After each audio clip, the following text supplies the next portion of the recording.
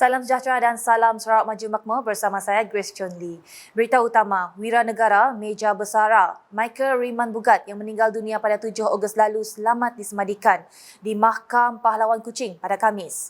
Jasad mendiang tiba di Mahkam Pahlawan pada jam 9.49 pagi dan selamat disemadikan pada jam 10.07 pagi manakala majlis pengubian mendiang tamat pada jam 10.20 pagi.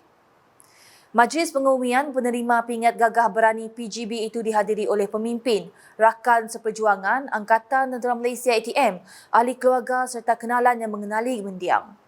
Terdahulu, jasad mendiang ditempatkan di Dewan Suara Kuching bagi memberi peluang kepada pemimpin, ahli keluarga serta kenalan memberi penghormatan terakhir.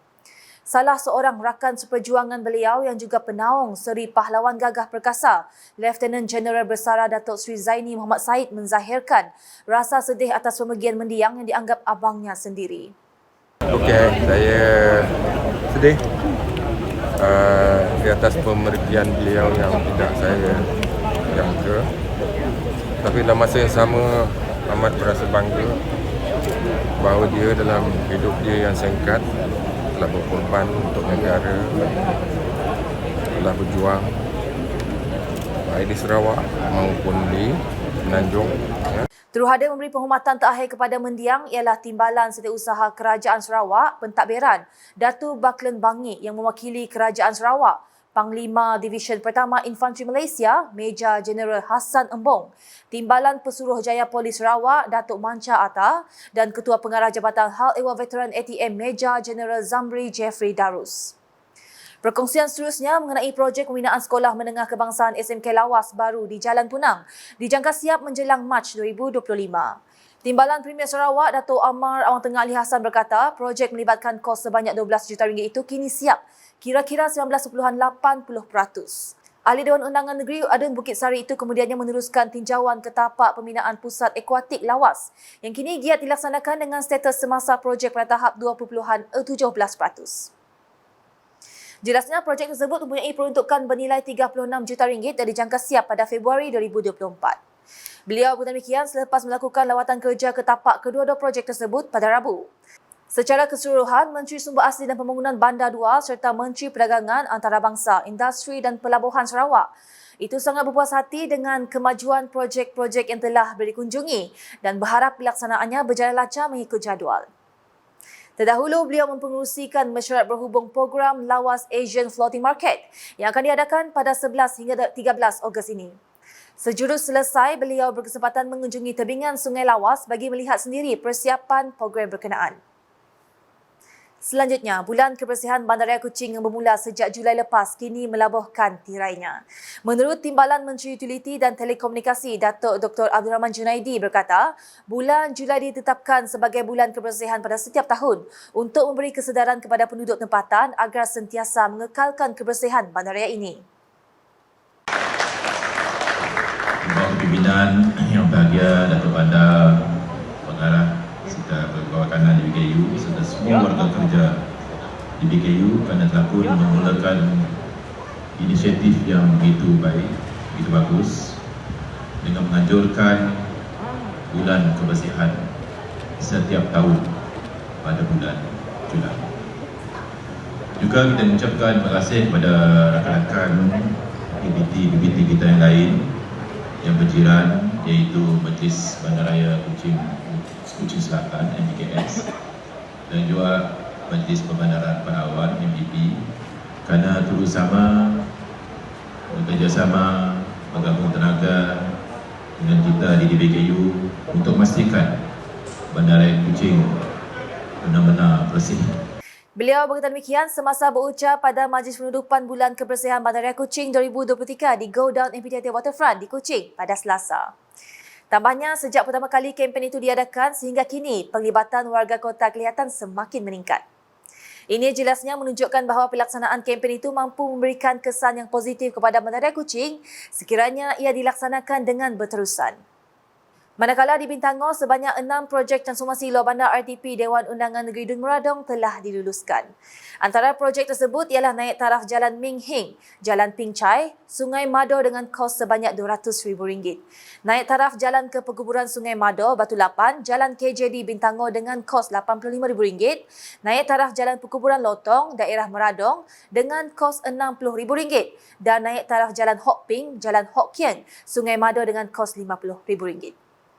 Turut diluluskan projek naik taraf Jalan Wong Mu Wang, Jalan Nung Ming, Sungai Narisit dengan kos RM53,000 dan jalan naik taraf Jalan Sing Hok, Jalan Seng Chiong, Sungai Kelupu dengan kos RM200,000.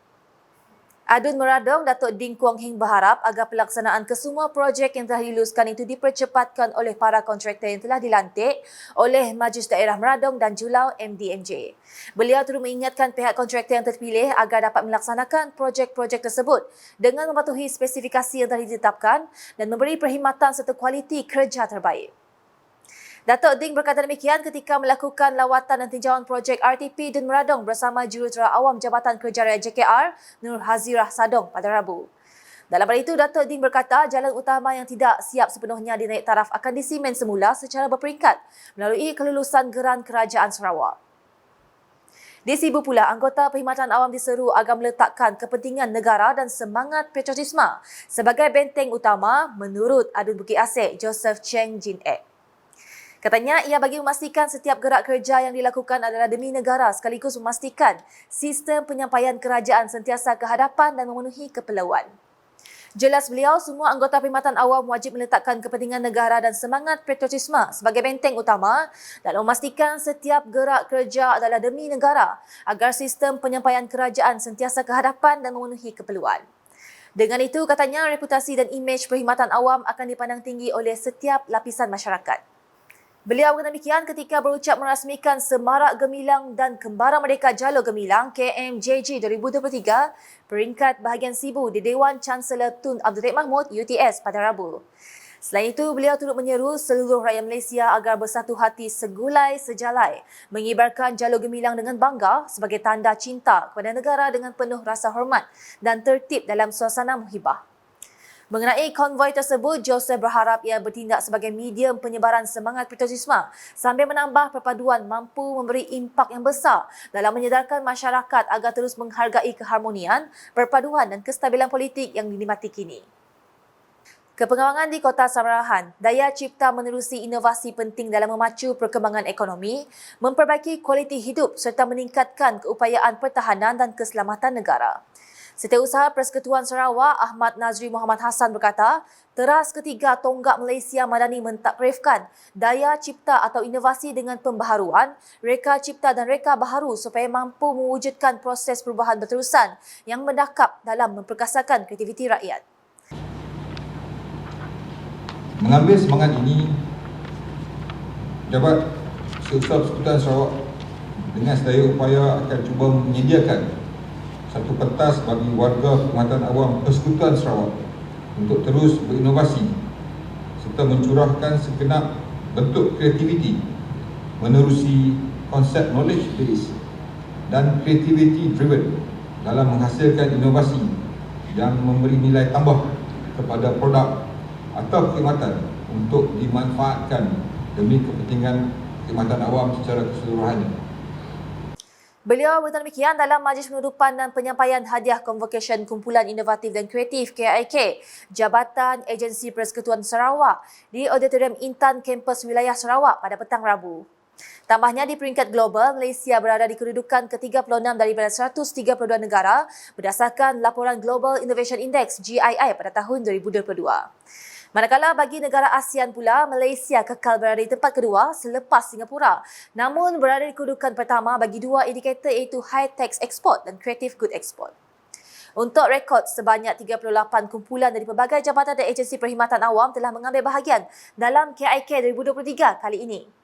Dalam hal itu, kumpulan My32.0 dari Jabatan Akauntan Negara Malaysia Negeri Sarawak telah dinobatkan sebagai johan pembentang projek terbaik dalam convocation berkenaan.